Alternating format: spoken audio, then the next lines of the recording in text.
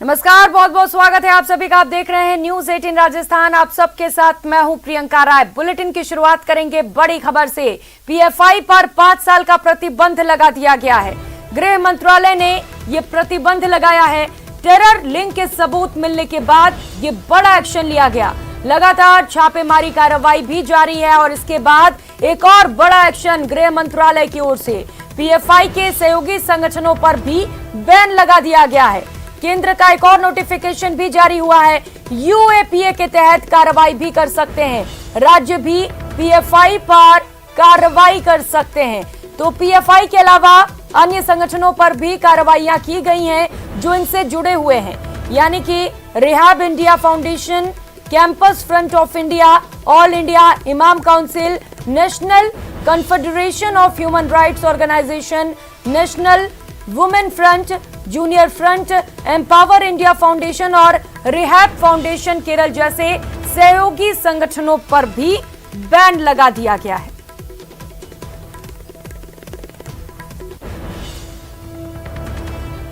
तो पीएफआई पर बड़ा एक्शन लिया गया है। गृह मंत्रालय की ओर से 5 साल का प्रतिबंध लगाया गया है। इसके साथ ही जो अन्य संगठन इससे जुड़े हुए हैं इन पर भी कार्रवाइयां की गई हैं और अभी भी लगातार छापेमारी कार्रवाई जारी है।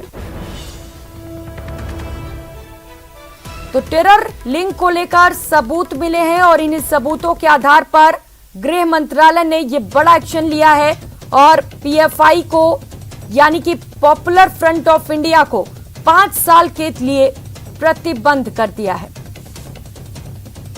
तो इससे पहले लगातार ताबड़तोड़ छापेमारी कार्रवाइयां की जा रही थी। संयुक्त रूप से पूरी कार्रवाई को अंजाम दिया जा रहा है और मामले में और भी एक्शन लिए जा सकते हैं। जैसे जैसे मामले पर एक एक कर खुलासे हो रहे हैं, एक एक कर लोगों को गिरफ्त में भी लिया जा रहा है, उनसे पूछताछ भी की जा रही है। और इसके साथ ही पीएफआई के सहयोगी जो संगठन हैं, कई संगठनों को बैन कर दिया गया है। और अपडेट आपको बता दें, केंद्र ने एक और नोटिफिकेशन जारी किया है मामले पर। अब यूएपीए के तहत भी कार्रवाई की जा सकती है।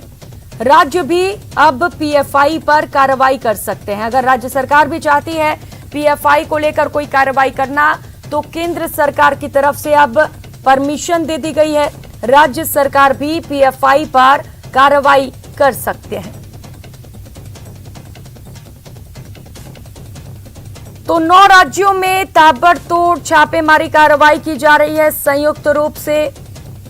तस्वीरें आपके टीवी स्क्रीन पर दिखा रहे हैं। दिल्ली, मालेगांव, मंगलुरु और असम की ये तस्वीरें हैं। अलग अलग जगहों से ये तस्वीरें जहां पर संयुक्त रूप से पीएफआई पर कार्रवाइयां की जा रही हैं।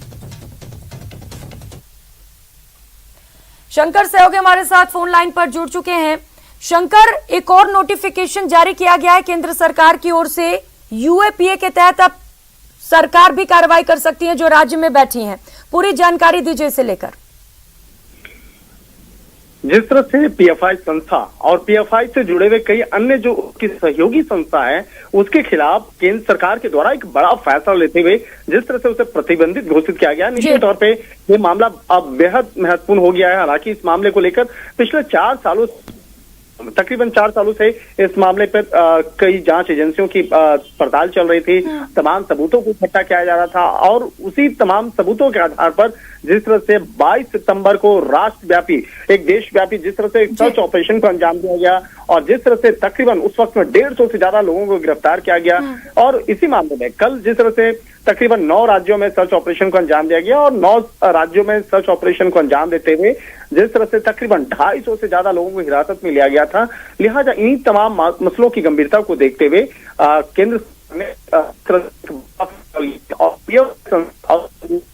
कई उसकी जो सहयोगी संस्थाओं को प्रतिबंधित करने का फैसला लिया गया।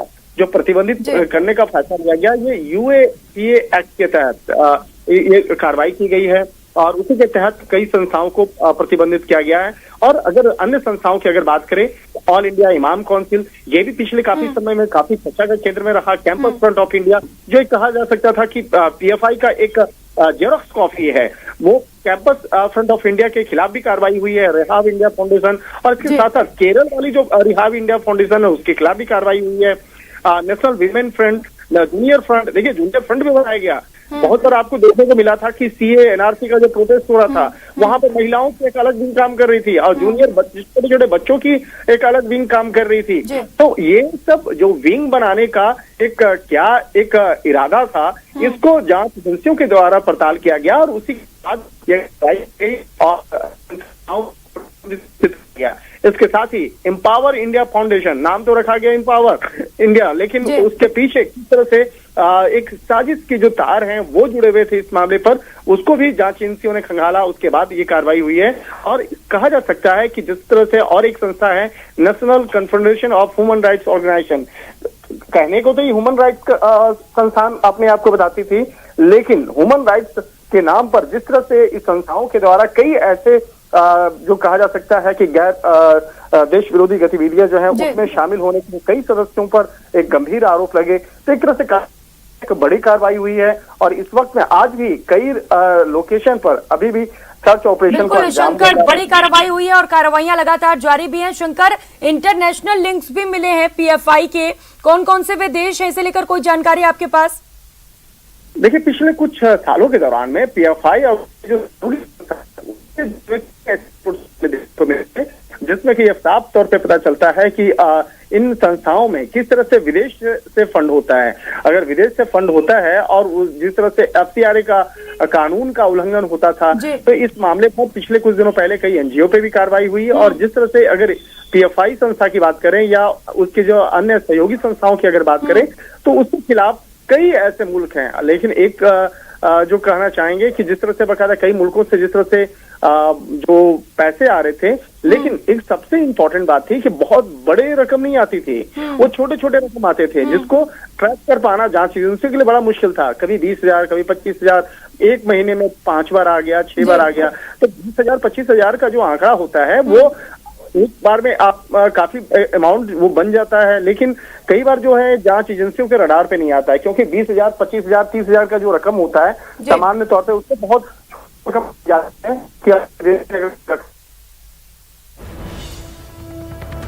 ठीक है शंकर, बहुत शुक्रिया आपका इन तमाम जानकारियों के लिए। और अजमेर